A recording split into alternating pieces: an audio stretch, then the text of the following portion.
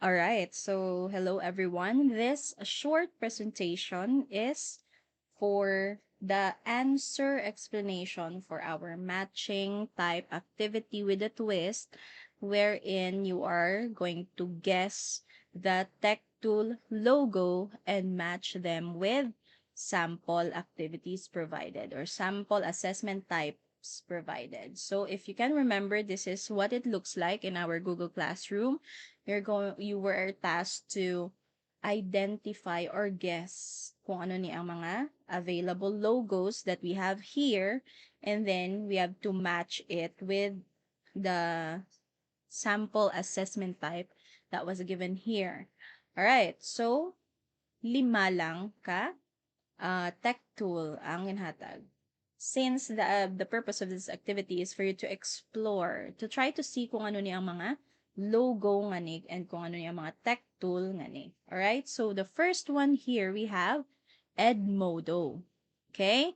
We are going to identify na lang now since your answers given in the Google Classroom, nag-guess nyo man kung ano mga logo.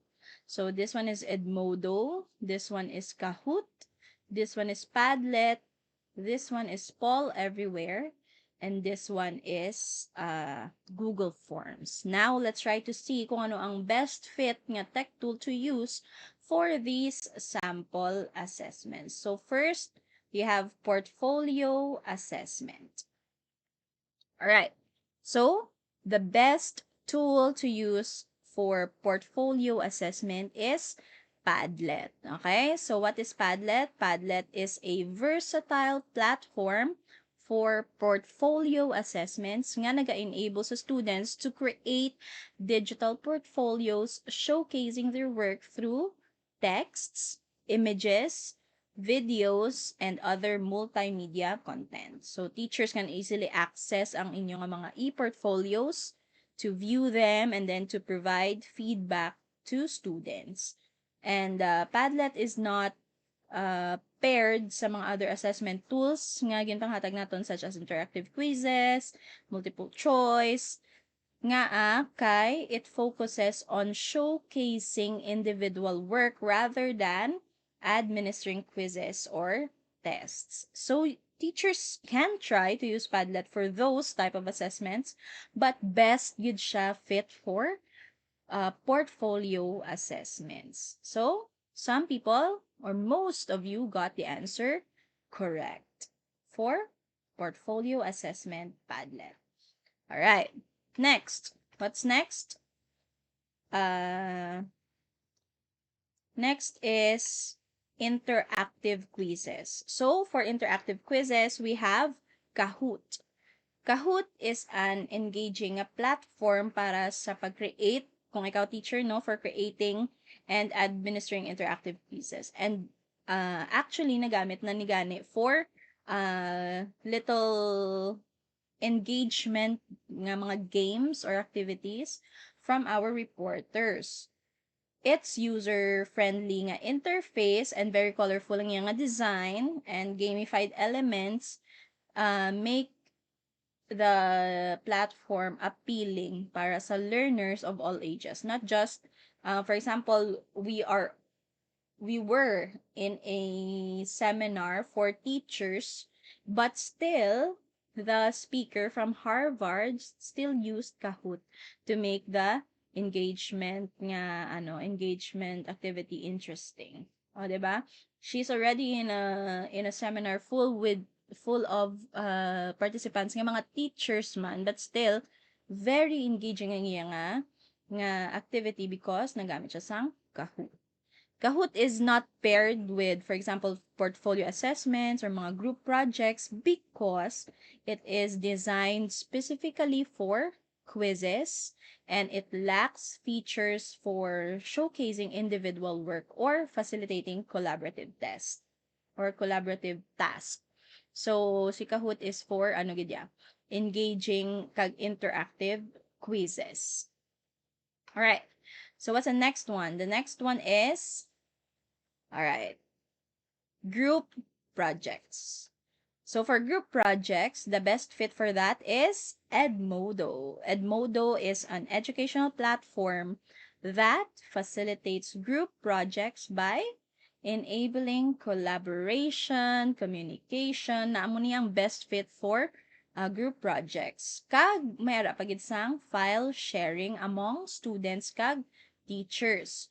It offers a safe and organized environment for group work, and it allows teachers to monitor ang progress ng students kag maka-provide man immediate feedback. So, wala siya gin-pair sa anonymous feedbacking or multiple choice questions because nag-focus ang Edmodo more on fostering collaboration and communication rather than individual assessment. Yan.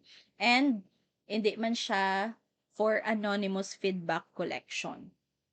So, the best for group projects is Edmodo. Right, next. Next is Google Forms. Google Forms for what? For multiple choice questions. So, Google Forms, gani ang pinaka ginagamit natin when it comes to quizzing, to giving exams. Biskan mapa 10-item quiz pa da.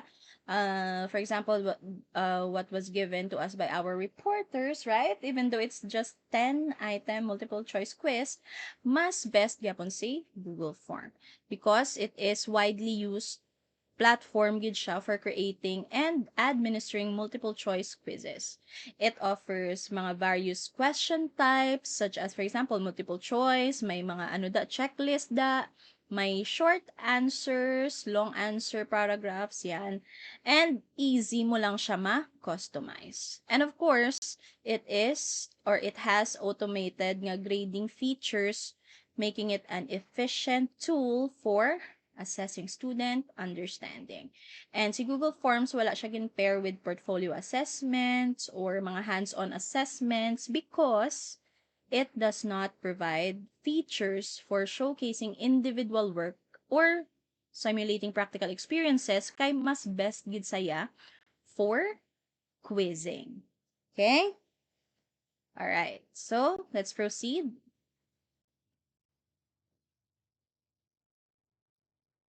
What's next? Next one is the last one, ang collecting anonymous feedback, which is best given to us by Poll Everywhere. So, Poll Everywhere is an effective tool for collecting anonymous feedback from students during various stages of a course or after specific activities. So, it enables ang teachers to gather honest and constructive input, helping improve the learning experience sang students. And nagamit ani ang anonymous feedbacking also from Mentimeter, but the Poll Everywhere is very specific for that gidya, anonymous feedbacking.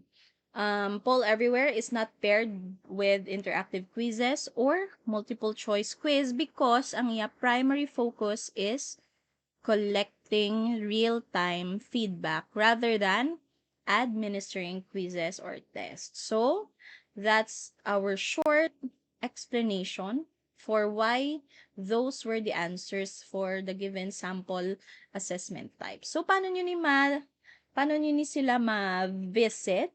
Simple.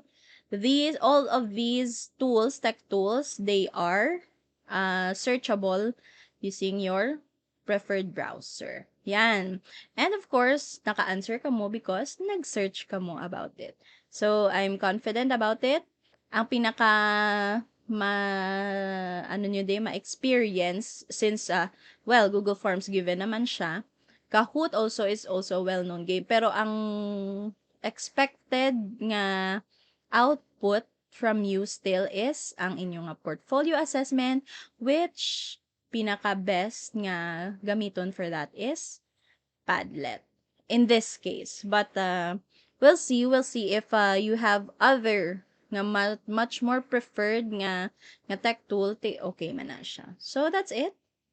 It's supposed to be a short explanation lang. So thank you for giving your time. At least na-explain ta kung how this activity should be answered. Okay? So that's it for today, guys. Thank you and have a great day.